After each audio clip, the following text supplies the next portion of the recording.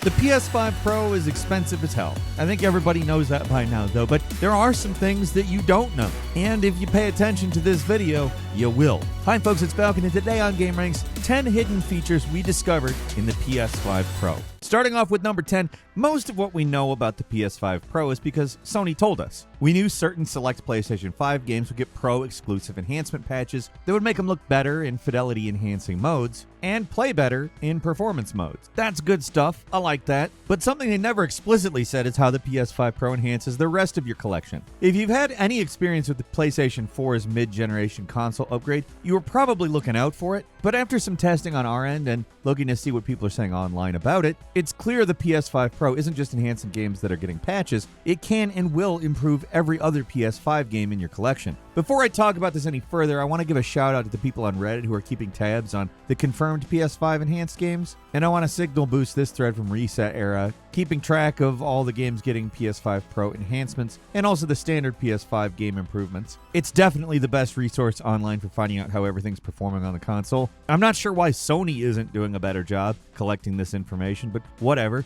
At least someone's putting in the work and collecting all the data.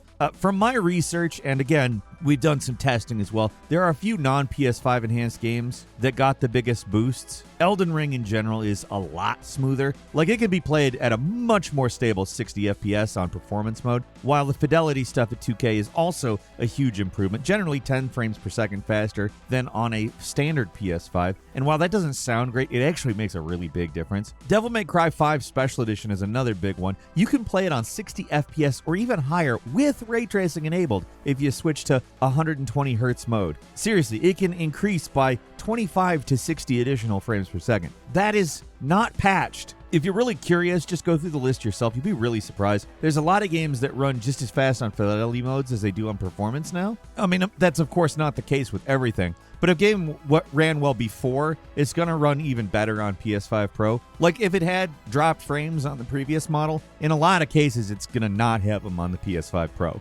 At number 9 is the 8K output mode. Probably the craziest and most experimental feature on the PS5 Pro is this. If you're a madman with an 8K display, it's probably not going to be a lot of you, might I add. But if you are, these things cost like absurd amounts of money. But if you are and have the disposable income to get a PS5 Pro and that, I mean, you can do it. There are only 2 games that actually support 8K resolutions, and as Sony warns, it's experimental, so the games may not perform that well and may run into weird issues while you play them. The 2 games are Gran Turismo 7 and F1 24. Like, those are literally the only 2 games in the entire library that can use the 8K setting. So while it's something that people who have followed PS5 Pro news already know, but it's one of the most mysterious options because so few people are going to ever actually utilize it. From what I've seen, Gran Turismo 7 utilized the PSSR mode, which is it's the proprietary upscaling that Sony has in the PS5 Pro. From the footage I've seen, it's actually very impressive, and it actually doesn't seem to have a lot of flaws, so if you do have a screen that can support it, there's no reason not to give it a whirl. I wouldn't buy a screen for it, though. That's 2 games with compatibility, 2 editor insert Always Sunny 2 wars here. At number 8, there's a way to find PS5 Pro supported games on PlayStation's store. A common complaint I've heard about the Pro is that there's no way to tell which games got enhancements and which ones didn't, even though technically all of them got some form of enhancement. It's just that with certain ones, they are very generous. But anyway, there's no little mark or message that explicitly tells you if a game is enhanced or not. And even the Series X does that. But there is a way to find every game that's getting some kind of enhancement. It's just not very intuitive. When Sony released the Pro, they secretly added a new filter to the PlayStation Store that lets you search exclusively for games that are enhanced. In order to find it, you just open up the PlayStation Store, scroll down to the PS5 tab, or anything, really as long as it opens up the search browser, and then press left to highlight the sort function, open that, and look for supporting features. And under that is a tab for PS5 Pro Enhanced. Check that and you'll find a list of games that have or are going to have some form of Pro enhancements. It's annoying. Some of the games do not have enhancements yet, and unless you're already aware of the improvements they're getting, it can be hard to tell what's changed. For a lot of this stuff, we've just got no idea when they're getting patched, so as of now, this is more of an aspirational list than a practical one. Still, there is a way to see what games are enhanced with the Pro, so that's something. At number 7, there's a replaceable CMOS battery. There's a truly hidden feature about the Pro that Sony did not mention anywhere because 95% of people could care less. But guys who appreciate the right to repair or just care about the long-term health of their system, it's appreciated. The CMOS or the button cell battery is an essential part of a PC and a console. It's the thing that powers the internal clock, and if it dies, the entire system can go out of whack. Usually takes a lot of time for these things to die off, like seriously a long time, like 10 years or more sometimes. But under adverse conditions, it can die pretty quick too. Maybe 2 years. I know that's a pretty wild variation, but they're both possible. Now, if one of the things dies in an average PS5, you have to get all the way to the motherboard in order to replace it, which will void the warranty, and it's just all around a pain in the ass. PS5s are not meant for laymen to open up. They're pretty tricky to put back together as well. Easy to make mistakes is what I'm saying. You can leave the console in a worse state than when you started. Not fun. PS5 Pro makes this way easier by making it so you can reach the CMOS battery just as easy as pulling the extra hard drive. You just crack it open and it's right there. No additional screws to remove, nothing. Simple. It's not something most users are going to have to worry about for a really long time, but when the time comes to replace the battery, I'm thankful they made it easy to do. At number 6, the PS5 Pro enhances PSVR 2. Standard PS5 games obviously did get some noticeable improvements, but did you know the PlayStation VR is also improved with the Pro? Now, not every game is reaping the benefits of the new system, but for games with uncapped frame rates, it can be a big difference. There are also a rare few that are getting Pro patches. From what I've seen, the VR2 games that benefit most from the Pro are No Man's Sky, which just looks massively better than it used to using the headset, and Vertigo 2 has much more stable frames, and Sayub's VR draw distance also quite a bit better. Even Gran Turismo 7's VR mode saw some improvements. They are minor, though. We don't know a lot about how much PSVR is improved by the Pro, but from everything I've seen outside of No Man's Sky, the differences are pretty minor. Still, a lot of us didn't even know the Pro would affect the VR at all, so seeing it does offer some improvements is encouraging. At number 5, there actually is enhanced image quality for PS4 games. Now, I'm sure everybody already knows the Pro does offer improvements for PS4 games, but what you might not realize is you actually have to go into the settings and manually turn it on. It's pretty simple. You just have to know where to look. Go to the settings, scroll down to screen and video, find the PS4 enhanced image quality settings, and you can't actually do anything here if you don't have a 2K or 4K compatible TV, which should give you a clue as to exactly what this setting is. It's not for universal improvement. It's mostly just to make PS4 games look a little better on high-definition displays. That's not to say they aren't enhanced at all. If they've got an uncapped frame rate and the additional power of the Pro, it's going to have better performance, obviously. It's not a game changer for PS4 games, but if you're using them on anything above regular old HD resolutions, you're going to want to turn this setting on.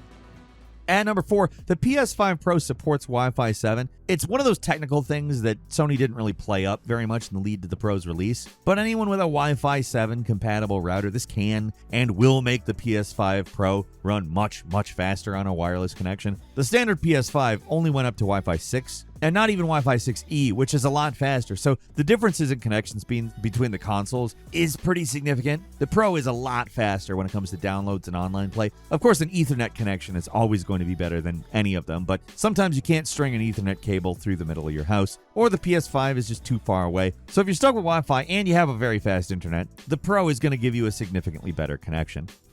At number 3, the PS5 Pro improves streaming too. The improved Wi-Fi brings other benefits like faster streaming for people with a PlayStation Portal, stuff like that. It's a niche product that Sony hasn't been great about supporting, but if you're using the PS5 Pro, there's gonna be improvements here. The bitrate on the Portal is still capped, so it's never gonna be perfect, but for everything I've read online, it seems like the Portal has way fewer drops in resolution, and the lag situation seems better. Games that use PSSR are streaming to the Portal with better resolution at a much more stable frame rate. This is anecdotal, and I don't have a Portal directly to test this out, but with AI upscaling combined with the better Wi-Fi capabilities of the Pro, it leads me to believe the Portal has to be seeing improvements when paired with the device, even if they're ultimately not massive. And number 2, some games actually look worse. Not exactly a feature, but if you're getting a PS5 Pro, you should watch out for a couple of games because they're not actually enhanced. They're actually worse. Most games look the same or better, but a few games are not looking so hot right now. Alan Wake 2 in particular is just not up to snuff. It's got an unstable image and there's some serious shimmering going on unless you turn off motion blur. Another game we got hit with the ugly stick, it's the Silent Hill 2 remake. It doesn't yet have a patch, but there's some pretty bad flickering on the Pro. A few games have enhancements that end up making the game run worse. Again, Alan Wake 2, where they added some new graphics effects to the performance mode, but it made it so the game's frame rate is worse overall than the standard PS5 version. Jedi Survivor and Star Wars Outlaws, not looking so hot either. Another case where the PSSR seems to cause a lot of ugly shimmering. There are a few more games that aren't as good as they should be, but those 4 in particular got hit the hardest with the transition. With any luck, these games will probably be patched so they don't look so bad on the new console. I have to imagine the Silent Hill 2 remake will probably happen sooner than the Alan Wake one, because obviously it's not a year old, it's quite new still. But it also may be a fairly minor issue that doesn't take a lot to fix. I expect they all will get fixed. How soon, I'm not sure. And number 1, certain settings can lead to massive improvements. With all of the PS5 Pro enhancements, the amount of options to fine-tune graphics is quite good, but it can also be a little confusing. Sometimes certain options barely do anything. Sometimes they make a game a little worse. Sometimes they offer huge improvements that have comparatively few drawbacks. For some games, turning on the VRR or variable refresh rate, that makes them run significantly faster with no loss in fidelity. Like VRR in Horizon Forbidden West can add 30 additional frames per second on top of the game's 60. It can swing pretty hard between the 60 and 90, but it's generally above 60. Last of Us Part 1 does better, gaining 10 to 30 FPS when you toggle VRR. Another game that really benefits from the Pro is Dragon's Dogma. If you disable Ray Trace Global Illumination, it's an extra 5 to 10 FPS. And with the standard settings on the Pro, you're already getting another 5 to 10 extra FPS on average. And play the game with an uncapped frame rate, it's even better. You get 18 frames per second improvements on top of everything else. It makes this notoriously finicky game great on the Pro. Most of the improvements come from tweaking the settings. It's not going to happen automatically, so experimenting is essential to get the most out of the Pro, or just look up what people are saying online. I think that's the faster and easier way to do it. It's annoying that console games are starting to look more and more like PC games, but hey, it's the Pro. It's for power users, so if you want the very best, you gotta work for it, okay? Better performance doesn't grow on trees, all right? Or just look up the recommended settings. That's easier. And that's all for today. Leave us a comment. Let us know what you think. If you like this video, click like. If you're not subscribed, now's a great time to do so. We upload brand new videos every day of the week. Best way to see them first is, of course, a subscription, so click subscribe. Don't forget to enable notifications. And as always, we thank you very much for watching this video. I'm Falcon. You can follow me on Twitter at Falcon the Hero. We'll see you next time right here on gameranx.